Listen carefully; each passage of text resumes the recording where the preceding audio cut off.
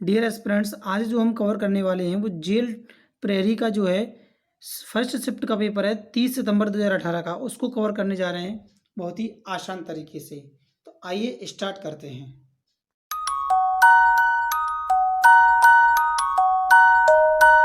Dear aspirants, आज हम बहुत ही बेहतरीन तरीके से इन सवालों को सीखने वाले हैं। तो आइए शुरू करते हैं। फर्स्ट वाले क्वेश्चन में हमें गिवन है कि पहाड़ के लिए सही पर्यायवाची शब्द वाले शब्द की पंक्ति को चुनिए। तो पर्वत, अचल, ये दोनों सही हैं, लेकिन तीसरा गिरजा गलत है। पर्वत, अचल, गिरी, तीनों की तीनों आपके पर्यायवाची है पहाड़ के। करेक्ट आंसर इसका है सेकंड वाला। देखिए, इसमें आंचल गलत लिखा हुआ है, इसमें पार्वती गलत लिखा हुआ है, तो आपका आंसर जो हुआ वो सेकंड वाला हुआ। और ये पर्यायवाची वर्ड हुए, विलोम शब्द हुए, ये हमें थोड़ा सा क्या याद करना पड़ेंगे ये। तो इसका आंसर हो गया हमारा सेकंड वाला। आइए चलते हैं नेक्स्ट क्वेश्चन पर।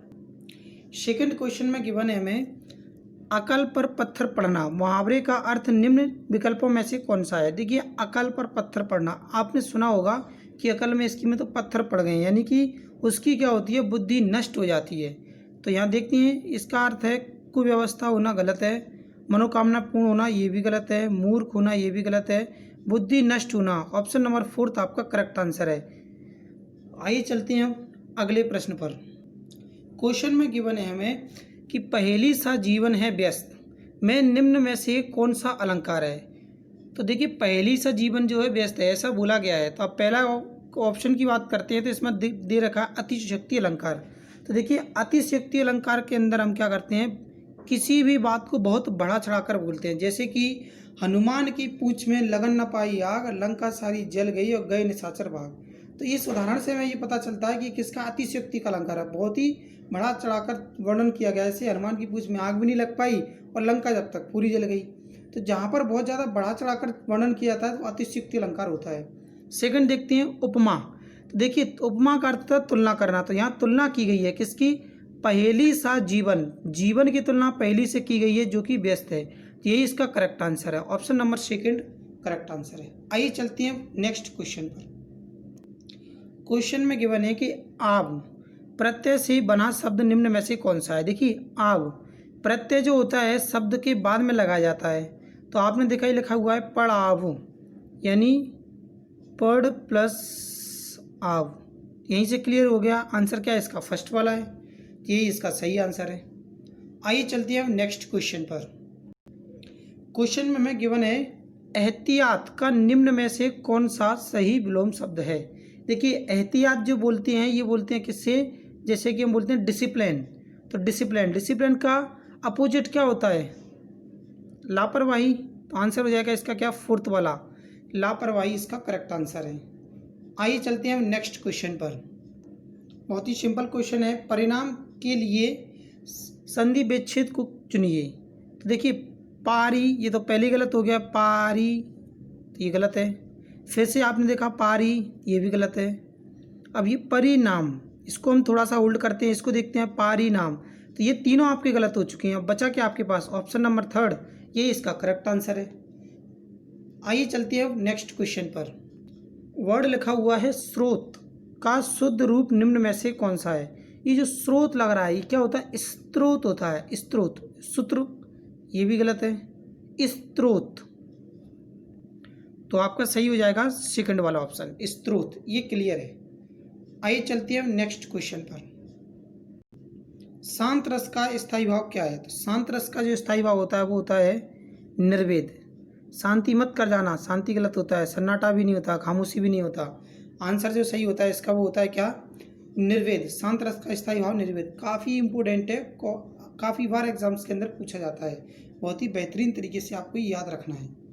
आइए चलते हैं नेक्स्ट क्वेश्चन पर। क्वेश्चन में हमें गिवन है कि प्रमाण के लिए सही संधि विच्छेद को चुनिए। तो देखिए, प्रमाण, हम इसको थोड़ा सा होल्ड करते हैं, आगे देखते हैं। परमान गलत, ये प्रा हो गया पहले ही, तो ये गलत। पर मन हो गया तो ये भी गलत। तो बचा क्या आपके पास, फर्स्ट वाला, यही इसका करेक्ट आंसर है।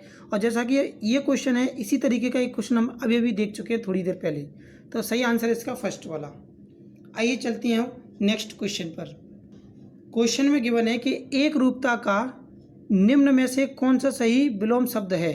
एक रूपता, और हमें विलोम बताना है, यानी एक रूप की बात हो रही है, फिर अनेक रूपों की बात करेंगे। तो अनेक रूपों की बात करेंगे तो आंसर कौन सा हो जाएगा? फर्स्ट वाला, अनेक रूप। देखिए ये क्या है? अनेक रूस, गलत है। अनेक गलत है। अनेका, तो ये अनेक का ज़्यादा बड़ा कर दिया, ये भी गलत है। इससे पता चल गया ऑप्शन कौन सा सही है, फर्स्ट वाला सही है। ये भी गलत था हमारा, फर्स्ट वाला करेक्ट आंसर है। आइए चलते हैं नेक्स्ट क्वेश्चन पर। क्वेश्चन में हमें गिवन है जो पहले हो चुका हो के लिए एक शब्द निम्न में से कौन सा है? तो पहला ऑप्शन हमें मिलता है भूतपूर्व। तो देखिए इसकी बात करते हैं, जैसे कि आंसर यही इसका करेक्ट है। कैसे है भूतपूर्व? जैसे हमने देखा होगा, कोई मान लीजिए कोई फौजी रिटायर्ड हो जाता है तो वो अपने नाम के बाद क्या लगा देता है? भूतपूर्व लगा देता है। क्यों? क्योंकि वो पहले था, जो चीज़ गुजर चुकी है वह भूतकाल में चली जाती है, इसलिए भूतपूर्व उसका आंसर होगा। वर्तमान की बात करें तो ये तो प्रेजेंट में जीते हैं, अभूतपूर्व तो ये होता ही नहीं है, और भविष्य आने वाला होता है, तो ये सब हमारे गलत हो जाएंगे। हमारा आंसर आएगा वो क्या आएगा? फर्स्ट वाला आएगा, भूतपूर्व। आइए चलते हैं अब नेक्स्ट क्वेश्चन पर। क्वेश्चन में गिवन है हमें जो ईश्वर को ना माने, एक वाक्य में उत्तर देना है, के शब्द के लिए निम्न में से कौन सा शब्द है? नास्तिक, यही वाला सही है। जो ईश्वर को नहीं मानता उसको नास्तिक बोलते हैं, और जो ईश्वर को मानता है उसे आस्तिक बोलते हैं। तो यहाँ पर हमें जो पूछा गया ना मानने वाला, तो फर्स्ट वाला आंसर होगा। ये गलत, नतमस्तक गलत, ये नास्तिक है, ये तो गलत ही लिखा हुआ है वर्ड आपका। तो आंसर इसका सही है फर्स्ट वाला। आइए चलते हैं अब नेक्स्ट क्वेश्चन की ओर।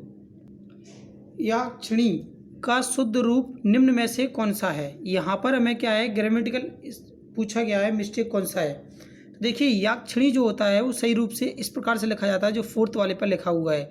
ये फर्स्ट, सेकंड, थर्ड, ये तीनों की तीनों गलत हैं, और लास्ट वाला जो लिखा हुआ है वो याक्षिणी, ये बिल्कुल करेक्ट लिखा होता है।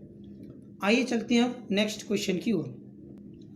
क्वेश्चन में गिवन है कि प्रति उपसर्ग से बना शब्द निम्न में से कौन सा है? देखिए आपको बता चुके हैं उपसर्ग कहाँ लगता है वर्ड के आगे, तो आपने देखा ये लिखा है प्रीतिवाद, गलत है क्योंकि प्रति है हमारे पास। यहाँ देखा तो प्रातिवाद, ये भी गलत है। ये प्रीतिवाद, और ये लिखा हुआ है प्रति, तो प्रतिवाद, यही हमारा सही आंसर है, फोर्थ वाला, जो कि ऑप्शन फोर्थ में दे रखा है, प्रतिवाद। आइए चलते हैं अब नेक्स्ट क्वेश्चन पर। फिर से वही क्वेश्चन का पैटर्न रिपीट किया है, क्वेश्चन वही है लेकिन ऑप्शन चेंज किए गए हैं। क्वेश्चन क्या है कि प्रति उपसर्ग से बना शब्द निम्न में से कौन सा है? तो देखिए फिर से हम देखते हैं, अभी अभी जैसे देखा है प्रतिघात, ये गलत है क्योंकि प्रीतिघात लिखा हुआ ये है, जबकि प्रति, ये प्रातिघात कर दिया, ये गलत है। प्रीतिघात, ये भी गलत है। फोर्थ वाला ऑप्शन फिर से आपका आंसर सही है, प्रतिघात। आइए चलते हैं हम नेक्स्ट क्वेश्चन पर। पंच तत्व में निम्न में से कौन सा समास है? तो आप देखिए आपको पहले ही बता चुके हैं, जिसके अंदर संख्या आती है वो कौन सा समास होता है? आपका द्विगु समास होता है। तो ऑप्शन नंबर फोर्थ पर आपको गिवन है द्विगु समास। ध्यान रखना है, संख्या का जहाँ पर भी बोध हो जाए वो द्विगु समास होगा, जहाँ पर आपके दोनों पद बराबर के हो जाए वो द्वंद्व समास होता है, और जहाँ पर पे आपका कर्म प्रधान हो जाए वो कर्मधारय समास होता है, और बचता है बहुव्रीहि समास, जिसके अंदर क्या है, हम भगवानों के बारे में बात करते हैं। आइए चलते हैं अब नेक्स्ट क्वेश्चन पर। क्वेश्चन में हमें गिवन है कि हर फन मौला का समासिक विग्रह निम्न में से कौन सा है? यानी कि हमें समास विग्रह करना है, तो हर फन में मौला, यही इसका करेक्ट आंसर है। और क्यों नहीं है देखें, हर फन में मीला, मीला गलत है, जबकि मौला है तो मौला रहना चाहिए। यहाँ देखा हर फैन कर दिया तो फैन गलत हो जाएगा। यहाँ देखा तो हर फैन में माला, तो ये इसमें बहुत सारी गलतियाँ हैं, तो आपका फर्स्ट वाला जो ऑप्शन दे रखा है वही आपका करेक्ट आंसर है। आइए चलते हैं अब नेक्स्ट क्वेश्चन पर। क्वेश्चन में हमें गिवन है कि नदी के लिए सही पर्यायवाची वाले शब्दों की पंक्ति को चुनिए। तो नदी का जो पर्यायवाची होता है सरिता, तो ये तो पहले ही गलत लिखा हुआ है सरित, तो ये पूरा वर्ड गलत हो गया। फिर आपने देखा सरिता सही है। अब यहाँ पर आपने देखा तरंगिणी होता है, ये तरंगिणी लिखा है, तो ये भी गलत है। और तटिनी, ये भी गलत है, तो ये पूरा का पूरा लाइन गलत हो गया आपका, सेकंड ऑप्शन गलत हो गया। थर्ड की अगर बात करें तो सरिता सही है, तरंगिणी ये भी गलत है, और तटनी भी गलत है, तो ये पूरा का पूरा फिर से गलत हो गया आपका। लास्ट ऑप्शन आपके पास बचा, तो देखिए सरिता, तरंगिणी ये भी सही है, और तटनी, तो ये तीनों की तीनों सही है, तो आपका ऑप्शन नंबर 4 आपका करेक्ट आंसर है। नदी के जो पर्यायवाची है ये पूरे के पूरे आपको दे रखे हैं 4 वाले ऑप्शन में, बिल्कुल करेक्ट। आइए चलती हैं नेक्स्ट क्वेश्चन की ओर। क्वेश्चन में हमें गिवन है, कौतुम है घनश्याम हम तो बरसों कित जाए, नहीं मनमोहन है प्रिय दिर क्यों पकड़त पाए, में निम्न में से कौन सा अलंकार है। ये इस क्वेश्चन के अंदर पूछा गया है, यानी कि हमें उदाहरण दे रखा है और अलंकार की बात की गई है। तो आइए समझते हैं इसको। देखिए पहले ऑप्शन की बात करते हैं तो रूपक अलंकार। तो रूपक अलंकार तो होगा नहीं, क्यों नहीं होगा, क्योंकि रूपक में हम क्या करते हैं कि कंपैरिजन करते हैं, तुलना करते हैं। जैसे चांद का मुख या चांद सा मुख, इस प्रकार से चंद्र के मुख, मुख के चंद्र है, इस प्रकार से कंपैरिजन करते हैं। तो ये तो हमारा ऑप्शन गलत हो गया। दूसरे ऑप्शन की बात करते हैं अतिशयोक्ति अलंकार। तो इसके अंदर जैसा कि मैंने अभी भी थोड़ी देर पहले आपको समझाया था कि बहुत ही बढ़ा चढ़ाकर वर्णन किया जाता है, तो ये भी हमारा गलत हो गया। अब हमारे पास 2 ऑप्शन बचे, तो हम सबसे पहले लास्ट वाले की बात करते हैं उत्प्रेक्षा अलंकार की। तो देखिए कुछ वर्ड्स आते हैं जैसे मनु मानो जनु जानो सो उत्प्रेक्षा कहलानो, यानी उत्प्रेक्षा अलंकार जो होगा तो उसमें वर्ड आएंगे आपके मनु, मनु, जनु, तनु, इस प्रकार के वर्ड आते हैं। तो ये भी आपका गलत हो गया, क्योंकि इसमें ऐसा कहीं कुछ है नहीं, ना तो मनु है ना तनु है। तो आपके पास अब एक ऑप्शन बचा है, तो इसको भी हम समझ लेते हैं कि वक्रोक्ति अलंकार क्या होता है। तो देखिए आंसर आपका ये होगा, लेकिन इसको हम समझ लेते हैं थोड़ा सा डिटेल में कि जब क्या होता है, प्रत्येक जो आपका प्रत्यक्ष अर्थ के अतिरिक्त भिन्न अर्थ निकलते हैं किसी शब्द के, तो वो जो होता है आपका वक्रोक्ति अलंकार होता है। तो आपका आंसर आ जाएगा इसमें ऑप्शन नंबर 3। आइए चलते हैं हिंदी के लास्ट क्वेश्चन की ओर। क्वेश्चन में गिवन है, किलकत काना घुटुरु बनी आवत और मणिमय कनक नंद के आगन और बेम्ब पकिरवे धावत, में निम्न में से कौन सा रस है। देखिए ये जो एग्जाम्पल दिया गया है इससे पता चलता है हमें किलकत काना, यानी कि यहाँ भक्ति जो समझ में आ रही है वो वात्सल्य भक्ति, माता और पुत्र के बीच का प्रेम दर्शा रहा है, वह भक्ति नज़र में आ रही है। तो ये जो आपका आंसर होगा क्या होगा, वात्सल्य रस इसमें झलकता है। तो आंसर आता है ऑप्शन नंबर 3 वात्सल्य रस। अगर आपको वीडियो अच्छा लगा हो तो शेयर जरूर करें। मिलते हैं नेक्स्ट वीडियो में, तब तक के लिए शाइनिंग ऑफ दिनेश सर। और जो चैनल को पहली बार देख रहे हैं सब्सक्राइब जरूर कर लें और पास में दिए गए बेल आइकन पर क्लिक करें, जिससे हर एक वीडियो का अपडेट आप तक पहुंचता रहेगा।